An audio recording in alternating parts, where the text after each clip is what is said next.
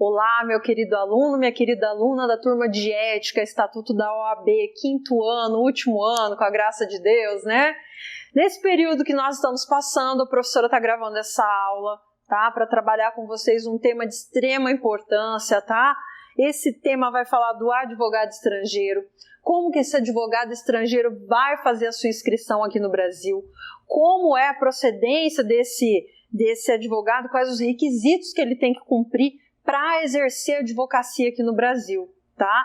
Então, primeiro, vocês vão ver que o materialzinho foi enviado para vocês, está disponível, e eu quero que vocês utilizem o quadro, né? A professora preparou aqui um quadrinho, ó, tá?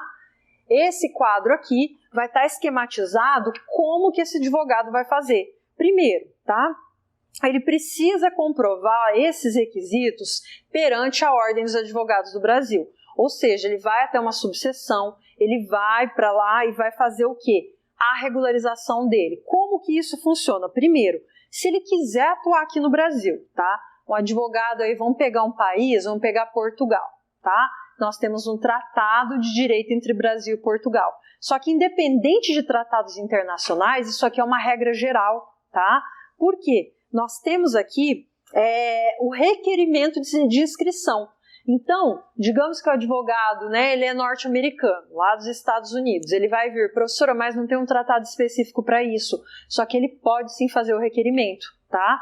Como que ele vai fazer esse pedido? Primeiro, ele também, tá, pode ter uma formação no exterior e querer advogar aqui no Brasil, então são duas situações. São advogados estrangeiros que queiram atuar aqui no Brasil e são advogados que se formaram fora do Brasil, são brasileiros, mas querem atuar aqui no Brasil. Como que eu faço para validar? Como que eu faço para poder exercer esse direito, né, dentro da advocacia? Então vamos lá, primeiro passo, tá? Quando é o advogado estrangeiro que quer atuar aqui no Brasil, ele vai fazer o quê? Ele pode sim atuar, sem problema nenhum. Só que a atividade, tá, de consultoria, de assessoria, no direito estrangeiro correspondente ao seu país ou estado de origem, tá? Nós tivemos alguns casos, né, inclusive de acolhimento de imigrantes aqui, inclusive aqui em Maringá, né, e nós tivemos essa situação. Alguns advogados que vieram, né, de países aí da África principalmente, eles fizeram a advocacia, validaram, fizeram o requerimento para atuar em defesa dos direitos dessa população, né, que estava aqui no Brasil. Ou seja, ele trabalhava, né, nesse exercício. É uma das possibilidades, tá? Eu já vou falar as outras. Então, essa possibilidade é do exercício de consultoria e de assessoria para pessoas do seu país, ou seja, o direito internacional atuando nessa advocacia entre países, tá? Outra situação aqui que existe uma vedação, tá, dentro desse processo de requerimento. Aqui é vedado o exercício do procuratório judicial ou de consultoria e assessoria em direito brasileiro, ainda que em conjunto com advogados, Sociedade de Advogados Brasileiros. Gente, quando isso? Quando eu não tenho requerimento, quando eu não tenho o aceite da OAB, esse advogado simplesmente chega, vai lá e atua? Não, não pode acontecer isso. Por que não pode acontecer? Esse direcionamento tem que ser feito via requerimento. Tem uma prova, tá? Professor, é uma prova igual ao exame da ordem? É uma prova de exame da ordem, sim. Só que o Conselho Federal ele pode estipular alguma prova diferente. Por que ele pode fazer esse direcionamento de prova? Para verificar se está capacitado não só na linguagem, não só na compreensão da língua. Por se tratar de temas jurídicos, tá? De atendimento ao público, é muito complicado você ter uma abertura cliente, consulta, né? A consulta desse cliente e você não entender alguma coisa que essa pessoa está falando. Por isso que é muito aconselhado a atuação jurídica para pessoas da mesma etnia, da mesma raça, né? Da mesma nacionalidade, porque esse advogado ele vai conseguir fazer essa troca, esse atendimento de maneira mais perfeccionista, de uma maneira que gere uma compreensão maior da linguagem. Isso é muito importante para nós, porque nós vivemos e trabalhamos em função da linguagem. E olha que eu ainda sempre comento isso com vocês. Às vezes você deixa de dar atenção ali para o cliente naquele momento, você perde algum detalhe e acaba escapando isso lá na petição. Acaba escapando isso no sistema, tá? Que você precisa direcionar o atendimento para esse teu paciente, para esse teu cliente, tá? Então isso é muito importante. Primeiro, a escuta passiva, você saber ouvir e saber entender e compreender o que esse teu cliente quer. Porque às vezes, a gente trabalha muito isso na questão de conciliação e mediação.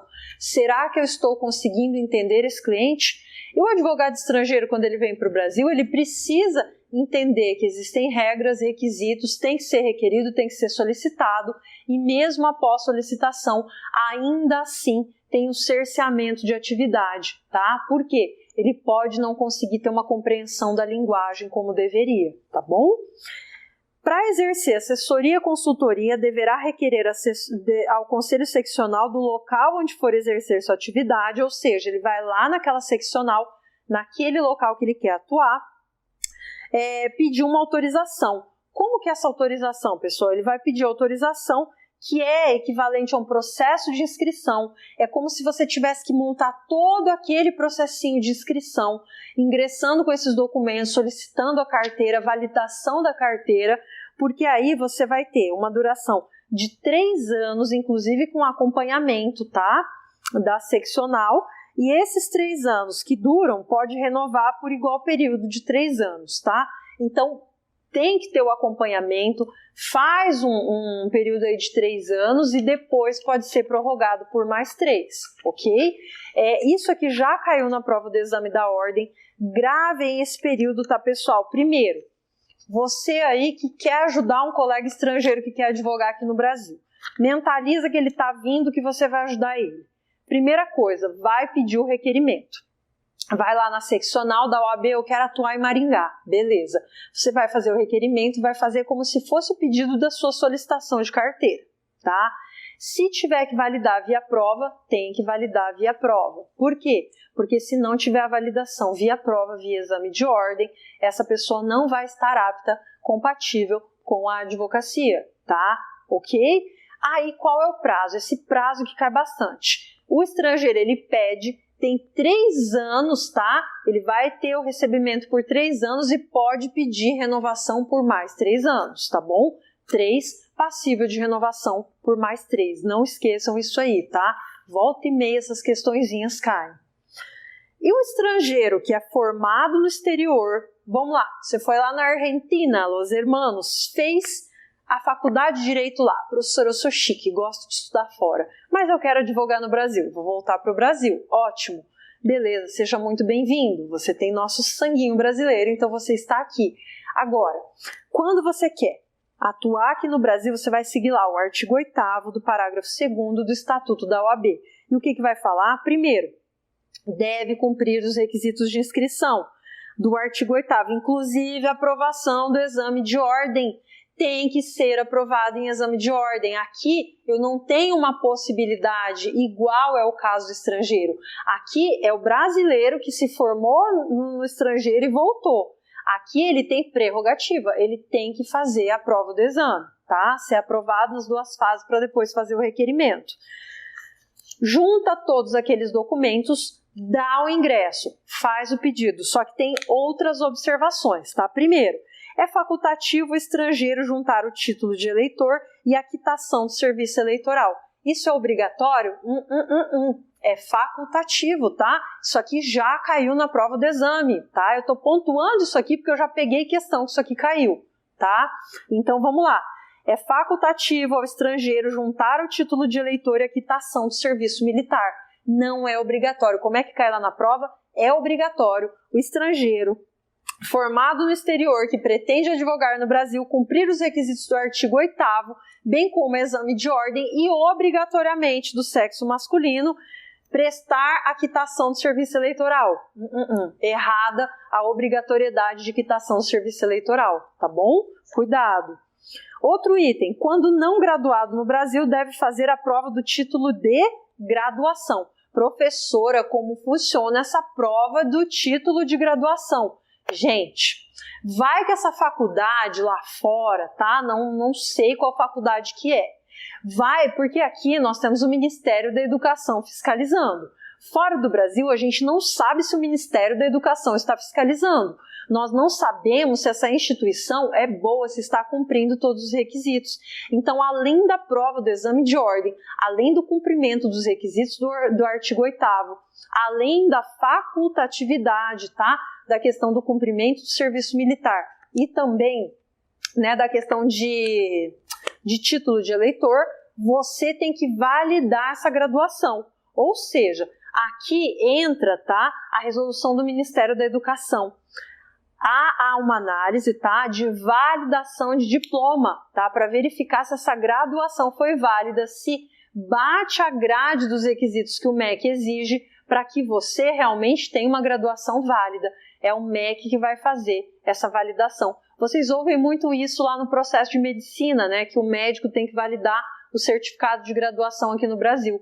Para o estrangeiro, tá, para o estudante de direito que se formou fora do Brasil, que tem uma graduação estrangeira, tem que voltar e tem que validar isso aí. Então, não é só passar no exame da ordem e ingressar com os requisitos do artigo 8º. Além de fazer o exame da ordem, cumprir os requisitos do artigo 8º, ele tem que fazer o quê?